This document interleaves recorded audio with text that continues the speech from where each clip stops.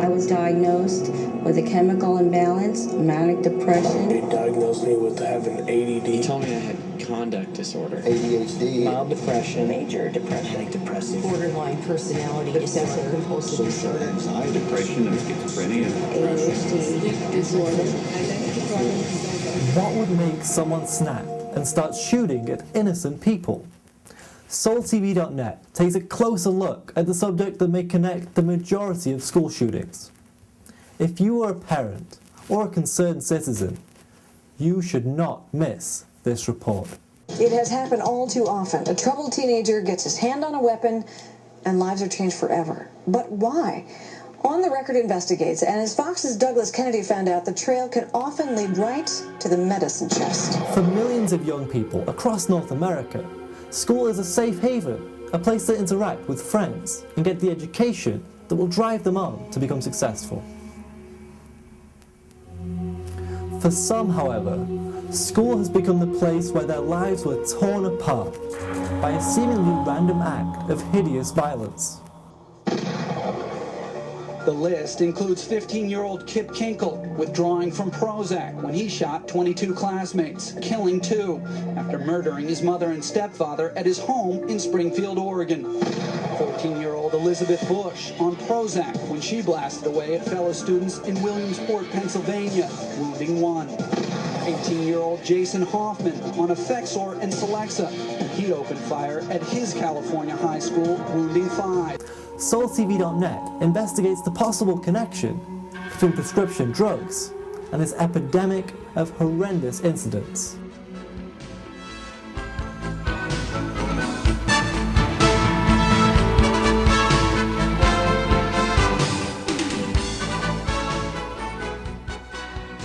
When a child is diagnosed with ADD or ADHD or a learning disability, there is a record of this put in their file, and they begin treatment. They're given a medication. As soon as this process starts, the school receives additional funding for that specific student from the Government of Ontario. And the funding goes from somewhere between the range of $8,000 to $27,000 per year per student.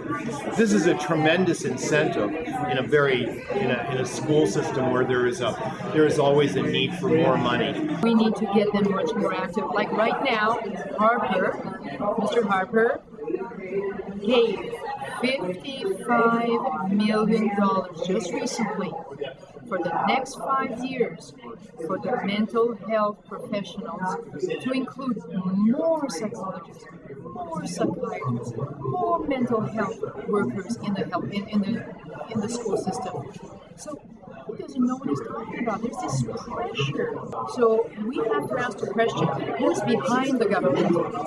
Because you have politicians, and they're there, and they get their pressure, and then they're out, and somebody else replaces. But who's behind the government, and who's pushing this? Is there an alliance, an unholy alliance between the psychiatric community, the pharmaceutical industry, and the FDA? And the answer is yes.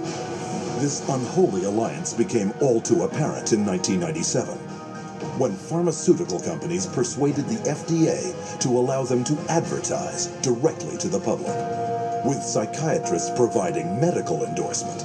And in just 3 years, sales of psychiatric drugs skyrocketed, almost 2.5 times.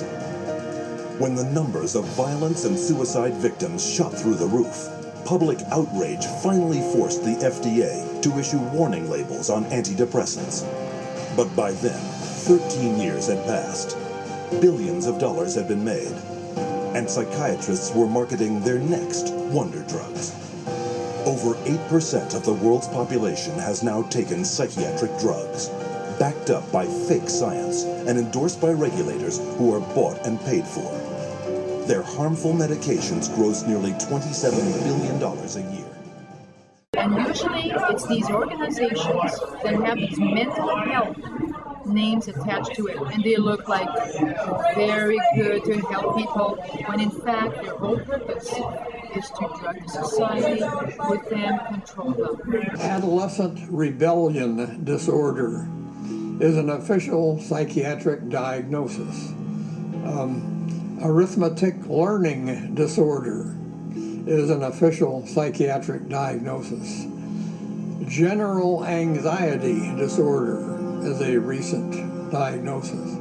The pharmaceutical companies, who love the fact that every time there's a new edition of the DSM, there are dozens more categories in there, and so more conditions for the drug companies to say, oh, we've got a pill for that. Doesn't the government know about that? Oh, it's all on the side effects. It's all documented and yes, it is. So why is it still going on? What I'm saying is the psychiatrists, the psychiatric institutions are funded by government's tax dollars. They are funded by them. You know, they wine them and dine them, and they're telling them to pressure the parents to put the kids on the Teachers are? The teachers are being approached by the drug companies now. This is a tremendous incentive to label children without first doing proper medical testing. There's so many things that could create the symptoms that these psychiatrists define as a learning disability or ADHD. There are so many symptoms that we would be hard-pressed to find anyone in the society who doesn't fulfill these requirements. Today, 20 million children worldwide are labeled with some form of learning disorder, a diagnosis often made in a matter of minutes. When I was on the Ritalin, it made me just feel like totally different, like I wasn't who I was. I was, flipping out, was twitching, going crazy. I felt like I was out of it all the time, like I wasn't there. I wasn't human. Years ago, 16-year-old Corey Badsgard took a rifle to his high school and held 23 classmates hostage. Describe around that time how you were feeling. In the morning, I didn't feel like going to school. I felt sick, didn't feel like really, like I could get up very well. And so I went back to bed, and next thing I remember, I'm in juvie in the detention center where I used to live.